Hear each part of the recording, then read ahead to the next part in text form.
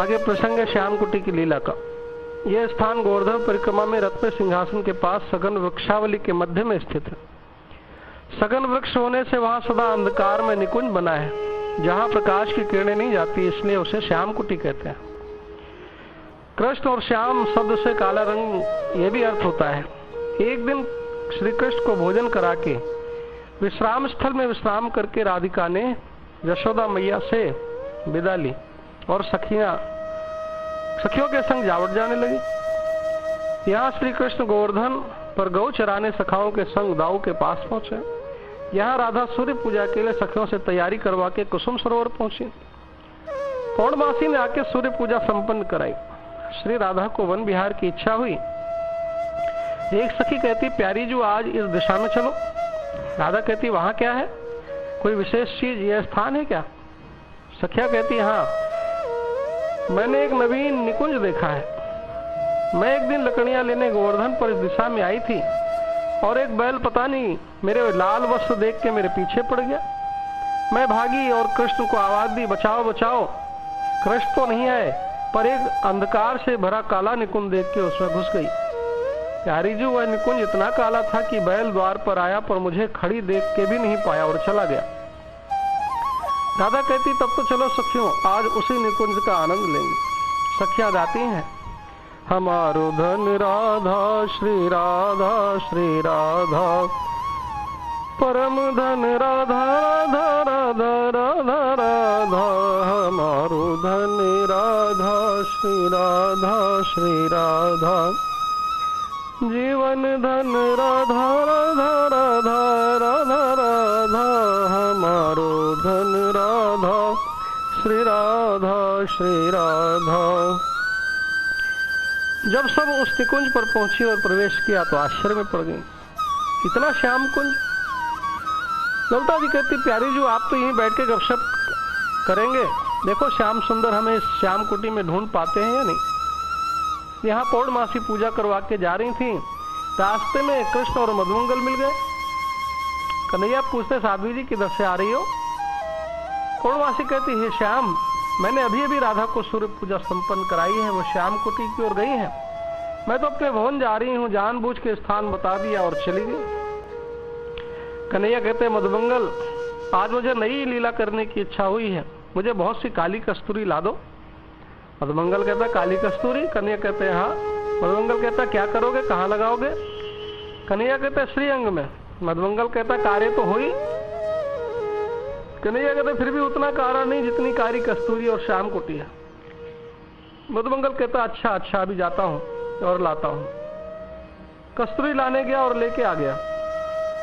आज कृष्ण ने काले वस्त्र पहने, नीलमणि काले बने, आभूषण भी काले, मुकुट भी काला, और श्याम कुटी के पास बाजनी शिला पर पहुंचे और भयंकर शब्द में उस शिला को बजाने लगे, जिस शब्द से कोमल मन वाली युवतियां भयभीत हो जाए।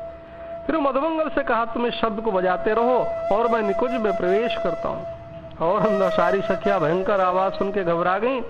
चित्रा कहती है, भयंकर आवाज सुन रही हो? राधा कहती है, हाँ सखी, किसकी है, कौन बजाता होगा, जाओ देखो तो।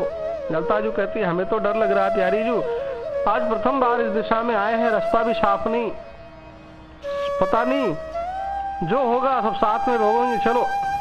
इसी वक्त कन्हैया ने हा हा हा करते हुए प्रवेश किया और कहा, मैं इस कुटी का राजा हूं, मैं यहाँ रहता हूँ, रोज यहाँ सुगंध नहीं आती थी, आज किसकी सुगंध है? सारी सखियां कांपने लगी। किसी ने कृष्ण को नहीं पहचाना, सभी दिल में सोचने लगी, हाय हाय, हम आज इस अनजाने निकुंज में कहा आ गई, कृष्ण को का भी पता नहीं, अब हम क्या करें। ललिता ने राधा से कहा, मैं चुपके से सरकती हूँ, कन्हैया को ढूंढ के लाती हूँ, तुम सब मौन रहना, अंधकार में इसे पता नहीं चलेगा यहाँ कौन है, सब वृक्ष की आड़ में छिप के खड़ी हो जाओ। और ललिता निकुंज द्वार की ओर चलने लगी। कृष्ण ने तुरंत ललिता का रास्ता रोका और भयंकर आवाज में, हा हा हा, आज तो मालिक ने बढ़िया भोजन भेजा है, कहाँ भाग रही हो? ललिता हिम्मत इकट्ठी करके पूछती, अरे तो कौन है, इस वन में क्यों रहता है, तुझे पता नहीं? श्री कृष्ण और बलराम दो सूरवीर यहाँ रहते हैं, उन्हें पता चला तो तेरा भुर्ता बना के मार डालेंगे। कन्हैया कहता है, हाँ हाँ हाँ, कृष्ण के लिए तो मैं आया हूँ, मैं कंस का सेवक हूँ। ललिता कहती, तो मेरा रास्ता क्यों रोकता है, जाओ उसे पकड़। कन्हैया कहता, वही तो मैं कर रहा हूँ, सुनाओ कि वह राधा का प्यारा है, जहाँ राधा होती वहाँ कृष्ण होता है, राधा बिना कृष्ण आधा, तो पहले राधा को खाऊंगा जिससे आधा कृष्ण मर जाएगा।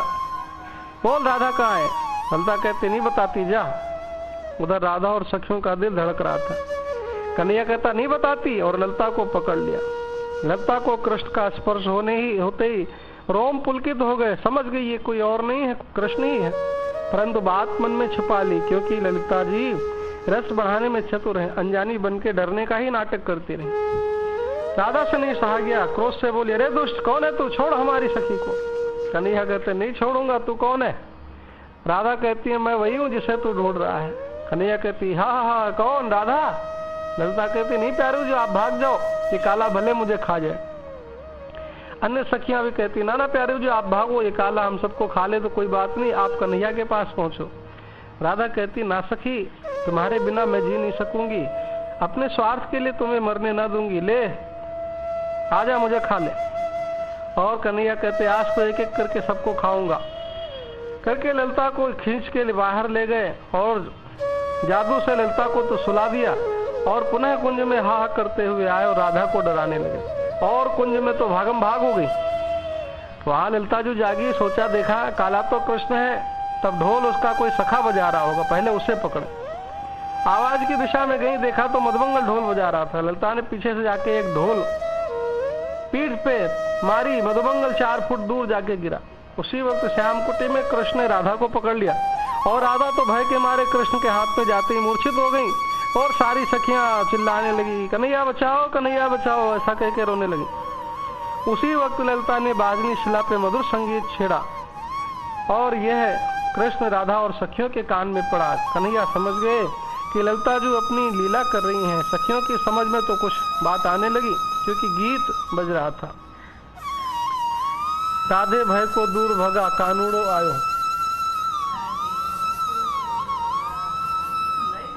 राधे भय को दूर भगा कानूड़ो आयो रे, कन्हैया आयो रे, कन्हैया आयो रे, राधे भय को दूर भगाओ कन्हैया आयो रे।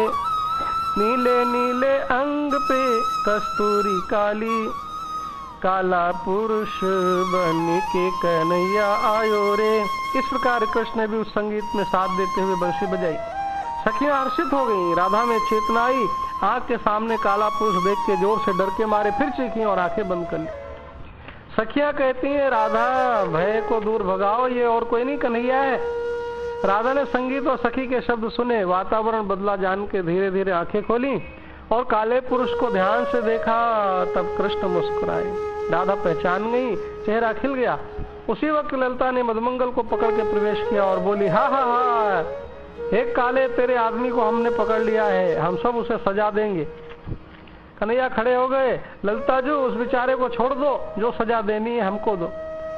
ललिता जी कहती प्यारी जी इस काले ने आज हमें बहुत डराया सताया है, बोलो क्या सजा दे। राधा कहती ये काला मेरे संग सिंहासन पर बैठ, मेरे गाल पर अपने काले रंग से तिल बना दे, यही उसकी सजा है। सब सखियां जय हो, हमारी किशोरी जी की जय हो।